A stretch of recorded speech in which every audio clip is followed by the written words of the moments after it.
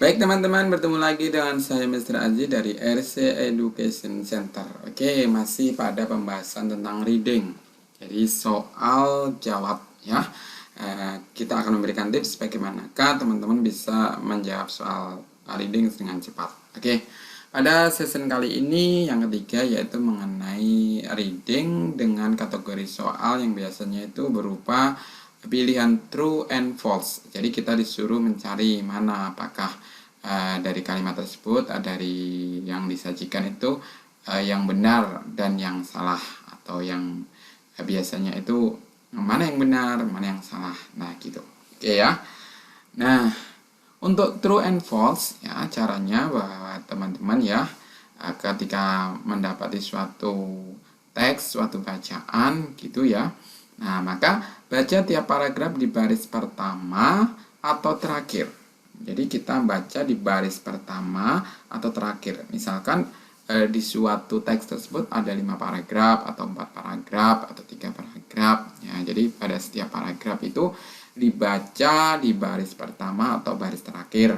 Nanti teman-teman akan menemukan gambaran umum dari suatu teks dan biasanya pertanyaannya seputar ada atau tidaknya pernyataan tersebut dalam teks bacaan. Nah, itu teman-teman ya.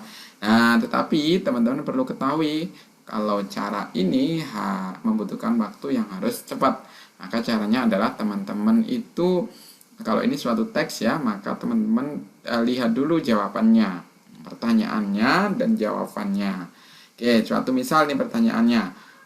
Which sentence best expresses the essential information in this passage? Nah, jadi yang manakah kalimat ini yang ungkapan terbaik ya, mengungkapkan hal yang terbaik yaitu informasi yang didasarkan pada teks tersebut. Lalu teman-teman baca jawabannya dulu. Misalkan nomor 1 ini ya, A. Human migration across the Bering Strait was remarkably slow. Nah, jadi human, jadi orang atau manusia itu bermigrasi melewati Selat Bering. Nah, itu begitu begitu lambat. Oke. Yang kedua, cycle limitations made migration across the Bering Strait almost impossible. Nah, jadi batas ya, maksudnya kondisi fisik yang sangat terbatas ya membuat migrasi melewati Selat Bering itu hampir sesuatu yang nggak mungkin. Nah, kemudian yang C, humans readily adapted to life in the Bering Strait. Ya, jadi humansnya itu siap beradaptasi untuk tinggal ataupun hidup di Selat Bering. Kemudian yang D, the migration through the Americas was surprisingly fast. Nah, jadi migrasi orang-orang Amerika itu begitu cepat. Nah, sekarang kita lihat saja. Kalau seperti itu kita lihat teksnya ya teman-teman. Oke. Nah, teksnya teman-teman. Nah, di sini kita lihat di baris pertama terlebih dahulu ya. The migration from Asia to North America across the Bering Strait. Ya, jadi migrasi dari Asia ke Amerika Utara yang melewati Selat Bering, perhaps by land bridge. Ya, ini memungkinkan melewati apa itu namanya jembatan. Was a monumental event in human history, merupakan hal yang bersejarah. The process of overspreading the Americas took more than 1,000 years. Jadi proses penyebaran penduduk Amerika itu sekitar 1.000 tahun ya, waktunya itu ya lebih dari 1.000 tahun, or 30 generations ataupun 30 generasi. This might seem to confirm common sense ya, hal ini itu terlihat hal yang utama ya, hal yang utama. That slow travel, yang menunjukkan bahwa slow travel berarti perjalanan yang sangat lambat.